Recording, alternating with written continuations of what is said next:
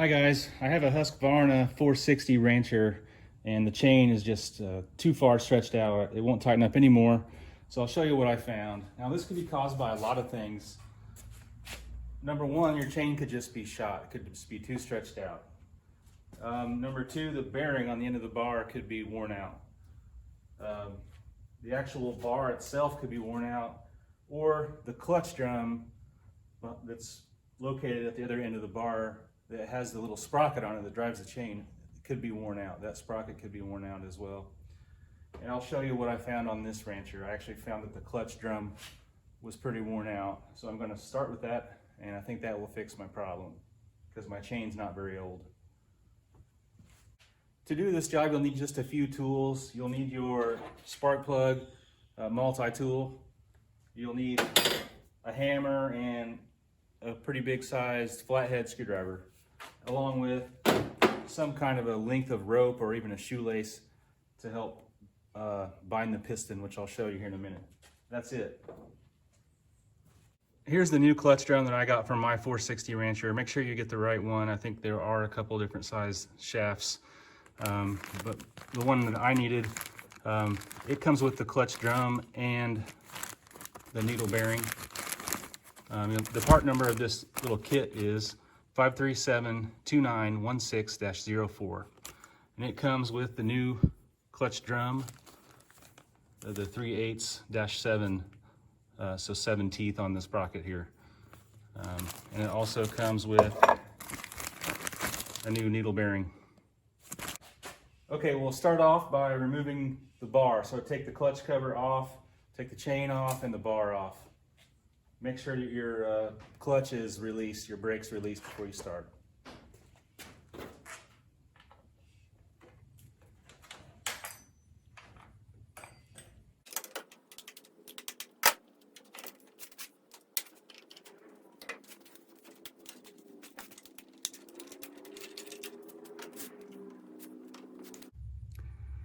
Before I even remove the clutch, I can tell you how I found that mine was worn out. You can just look at it with the chain removed. See the giant groove my sprocket has worn in it?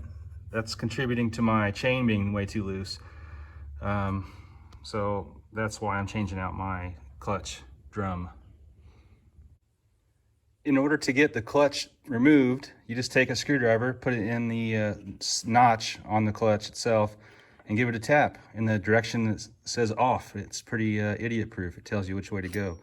The problem is when you tap it, it will rotate with the piston, the crankshaft and everything rotates. So in order to hold that, we'll have to remove the top cover and remove the spark plug and put a length of rope down in the spark plug hole just to hold the piston from moving. Let's go ahead and remove the top cover. Just loosen up the 3 screws and it'll come right off. The screws are captive, so they won't come all the way out, but loosen them all the way.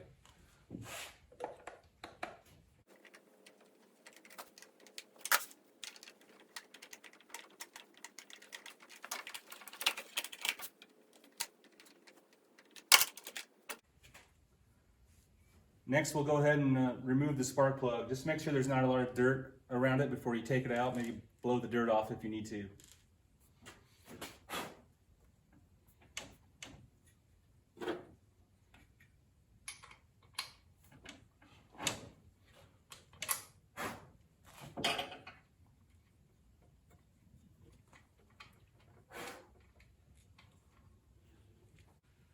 Next, in order to hold the piston and keep it from moving up and down, we're going to take a rope. Just find a soft rope around that will fit down in the hole there and just kind of thread it in there until you can't fit it anymore in there.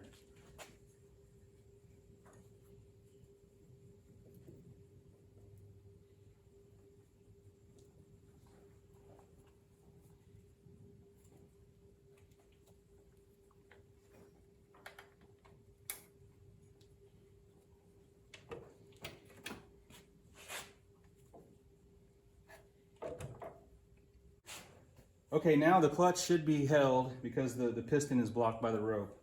So you should be able to take a screwdriver and put it in the notch and tap it in the direction that points to off.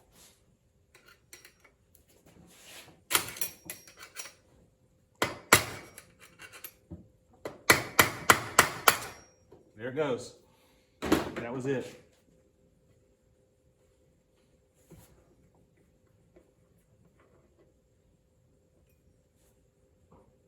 Set your clutch to the side,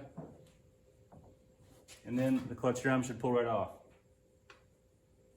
You'll see the needle bearing there next, and if you bought the parts kit that comes with the bearing, you'll have a new one to replace as well. And just to show you close up how trashed my sprocket was, check out the nasty grooves it had worn in there. So here's the new one. A lot of wear there. I'm sure it contributed to my chain being a little bit loose. Hopefully that's all I need to do to make my chain be able to be get tightened up again. Before you put the new needle bearing on, just make sure you get some grease, some good grease put back on the needle bearing. I already did that. Take the old one off, new one on.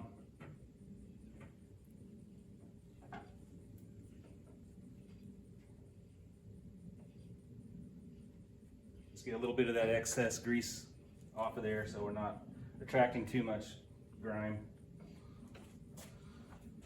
And put your new sprocket on there.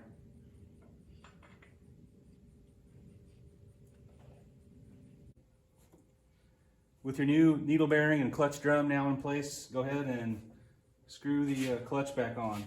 It's reverse thread, remember.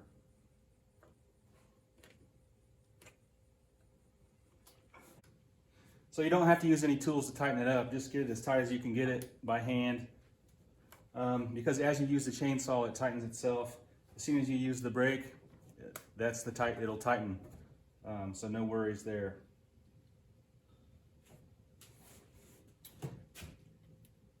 Once you get it as tight as you can, go ahead and remove the rope that you had in the cylinder and reinstall your spark plug.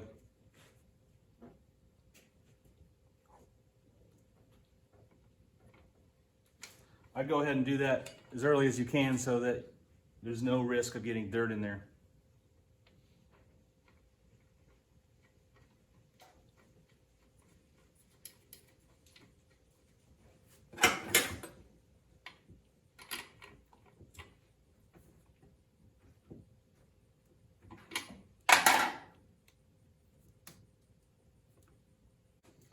Now you can go ahead and install the top cover back on.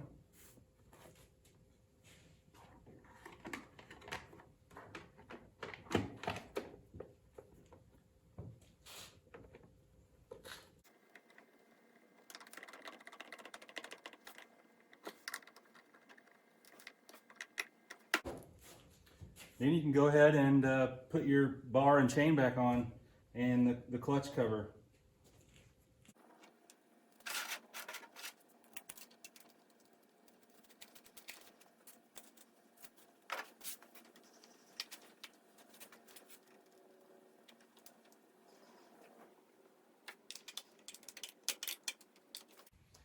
Now for the moment of truth, we're going to tighten the chain and see if it gets tight.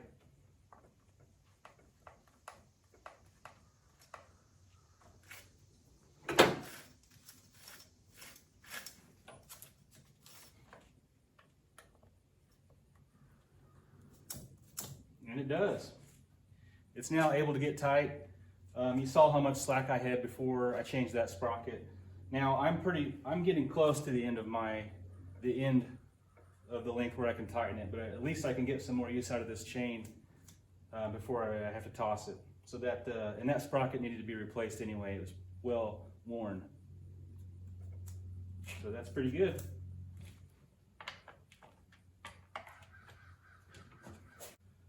All right, I hope that video helps some folks out. Thanks for watching.